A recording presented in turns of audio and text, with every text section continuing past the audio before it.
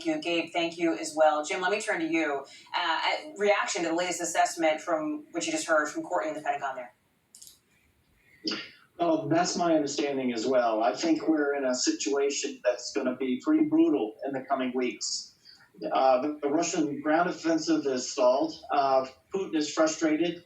We've seen what he did in Chechnya and Grozny. He leveled that city, and it looks like the Russians are going to do something very similar to the Ukraine cities. And I agree very much. I think the Yavoriv attack, right near the Polish border, as well as the recent attack that we've seen in the West, those really are sending signals. Yavoriv is a very important place, both for resupply, but also it was a symbol of the West and Ukraine working together, the NATO training Ukraine forces. So that was certainly a signal there. And I think that we're going to start seeing the Russians have a shortage of munitions. I'm hoping that we're going to see that.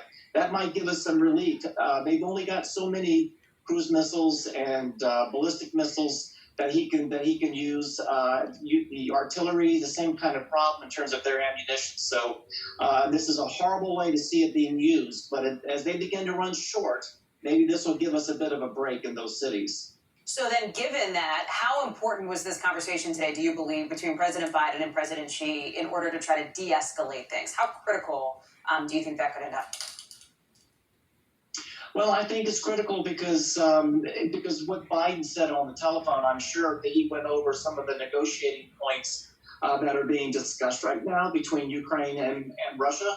They're probably talking about some measures that maybe Xi could then turn to Putin and pass on what he heard from Biden. This is how these negotiations work, whether it's at a very senior level or very quietly behind the scenes by lower ranking staff. This is how these discussions are going on as they try to figure out what might work. And I'm hoping that this telephone call, which is something that was unusual, they don't do this all the time. So perhaps there was some important information in terms of the U.S. position, the NATO position, where the West is, that perhaps Xi can send to Moscow and to Putin.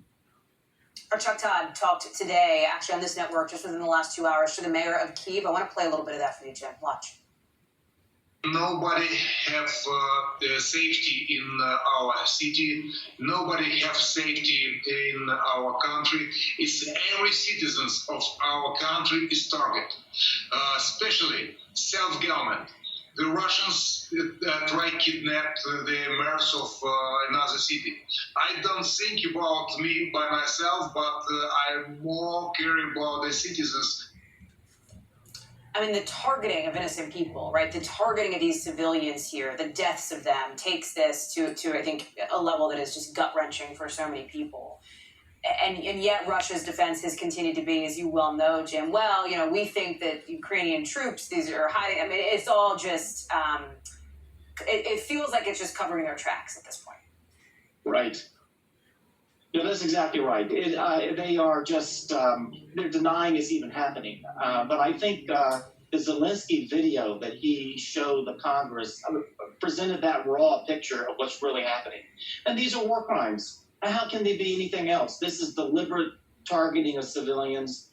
They're saving their precision munitions for those targets that, like the logistics, like the airport that we saw earlier. That's what those PGMs and the precision-guided munitions are being used for. What's happening in the city is just gravity bombs, so-called dumb bombs, or ballistic missiles, this indirect fire from artillery. They're just bringing terror to these cities. They're doing what they did in Chechnya. Putin was in charge of that. So this is his playbook. And we're seeing this happen every single day, praying that his ammunition stocks run low, and that might give us somewhat of a lull if that can happen.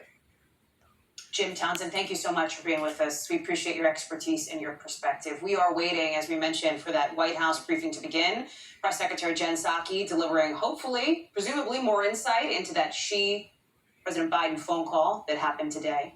Plus, coming up, Republican versus Republican over some of the basics, like whether Putin or Zelensky is the bad guy, while Democrats compare the fight to save democracy there to the fight to save democracy here at home. Plus, the investigation into whether former President Trump's chief of staff committed voter fraud while potentially committing voter fraud himself. That's an open question being looked at in North Carolina. Also this hour, our new NBC News reporting on the Republican race for Senate in Pennsylvania. Which candidate, our sources say, has the backing of one famous Mar-a-Lago person?